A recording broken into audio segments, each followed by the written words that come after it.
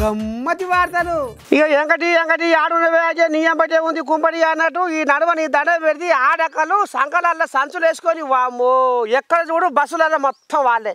ఇక మీకైతే ఎక్కువ నేనున్నా అని నీ దండం పెడితే కోడిపుంజు కోడిపుంజు కూడా బస్సులలో తిరుగుతుంది బిడ్డలారా. మరి ఈ కోడిపుంజు కథ ఏంది, దీని కార్ఖాన ఏంది చూద్దాం పని మనం కూడా. వచ్చింది సంక్రాంతి, తెచ్చింది నవకాంతి. డూడు బసవన్న సన్నాయి రాగాలు, డూడు బసవన్న సన్నాయి రాగాలు, కొత్త అల్లుళ్ళ కోడి పందారు. వచ్చింది సంక్రాంతి, తెచ్చింది నవకాంతి. ఇక బాయ్ నువ్వు బట్ట నేను బట్ట సంక్రాంతి పండుగ రానే వచ్చింది. ఇక సంక్రాంతి పండుగ అనగానే ముందుగానే గుర్తుకొచ్చేది కోడి పందాల ఆటే కదా.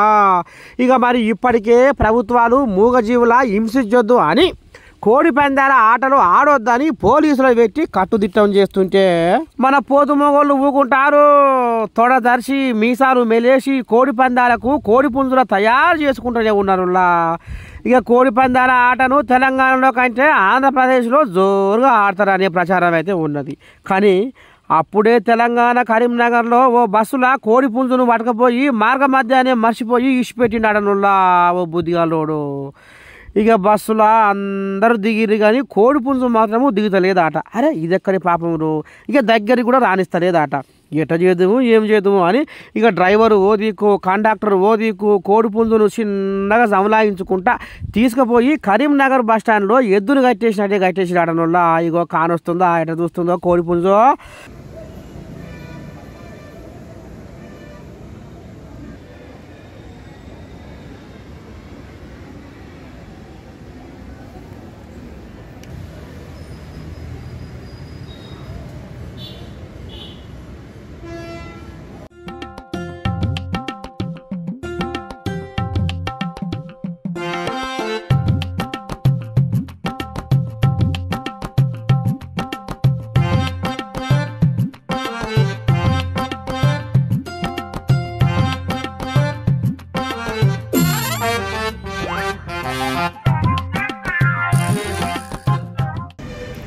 ఇక 6 కిలోల బరువు ఉన్న ఈ కోడి పుంజుకు దానా కొనుక్కొంచి పెట్టలేక సస్తుర్రాట ఈ ఆర్టీసీ అధికారులు.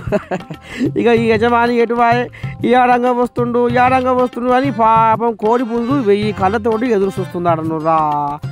ఇక ఏ దేవుడు వరం ఇచ్చినా భర్త లేనిదే పిల్లలు పుట్టారు అన్నట్టు ఎవరు ఎంత మంచిగా తిండి పెట్టినా నా యజమాని చేత తింటేనే నా పానం నిమ్మలమవుతుంది అన్నట్టుగా అగో గా రకంగా ముఖం పెడుతుందట ఈ కోడి పుంజు.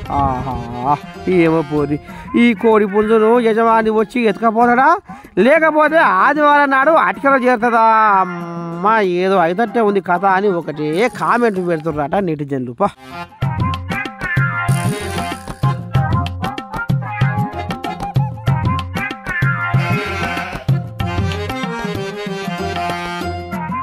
గమ్మతి వార్తలు.